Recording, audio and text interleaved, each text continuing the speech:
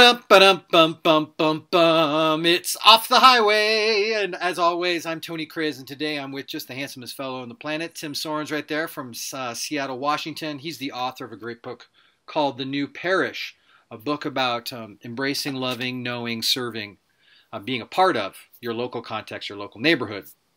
Tim, we've been talking about innovation some, bringing fresh ideas to faith and to faith organization and to loving our context, loving our neighbor. This is everything from the area of economics to social entrepreneurship to all that sorts of things.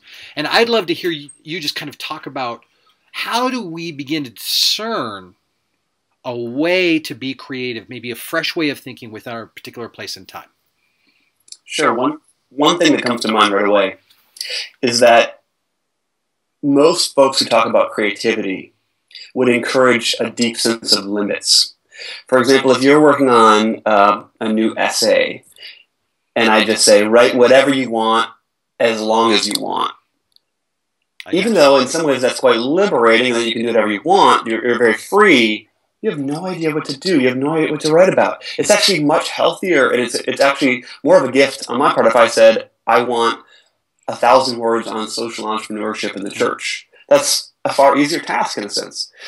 Now, for us with faith communities, with starting businesses, as we think about innovation in general, I think embracing the gift of geographic limitation is actually, it's just that, it's a gift. So as we look at what's already out ahead of us in our neighborhoods, the assets, the gift, the people, the stories, I think it's going to give us fresh ideas for what we can be doing right there in real time.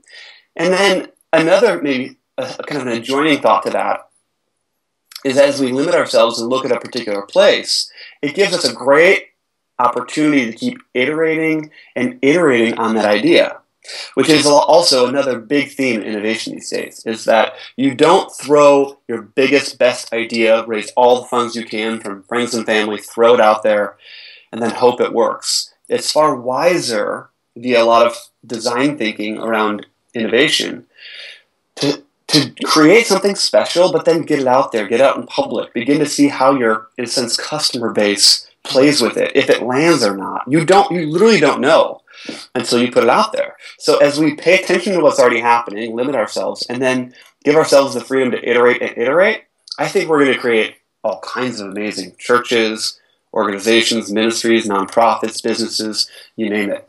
I'm pretty excited about that. Yeah, I live here in Portland, Oregon, and I often get asked about, what does Portland need?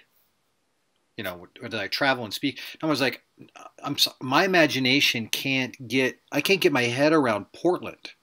There's way too many systems and sub-communities that are going on here. Like, I'm just trying to understand my neighborhood and ask just some loving, compassionate, critical questions about the 10 blocks in each direction. That's about as big as I can get before my brain starts to almost fade out because I just can't. It becomes too overwhelming.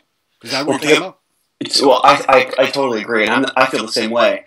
I live in Seattle. It's the same thing. In fact, when I'm out and about outside of my hometown, and folks ask about Seattle, it's a similar thing. And it's actually more important than ever, I think, that we really deeply think about the context in which we live, work, and play, because if folks just ask you about what does Portland need, you might have ideas, but so often, just as normal human beings, we think about, we think about Portland. Well, we think about Portlandia or bicycles and hipsters and whatever else is being kind of promoted.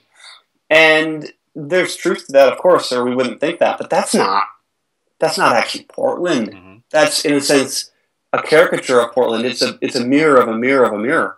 So if we're actually going to talk about innovation, we have to have a deep sense of what's actually happening. That's where the real magic is. Yeah. Love it. Love it.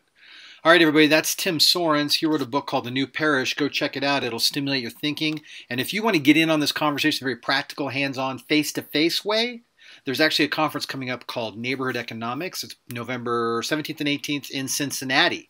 So if you're either close to Cincinnati or have the means to get there, I'd encourage you to go get face-to-face with Tim and a lot of other great entrepreneurs and thinkers. All right, Tim, thanks for your time. Appreciate it. Thanks, everybody. This is Off the Highway.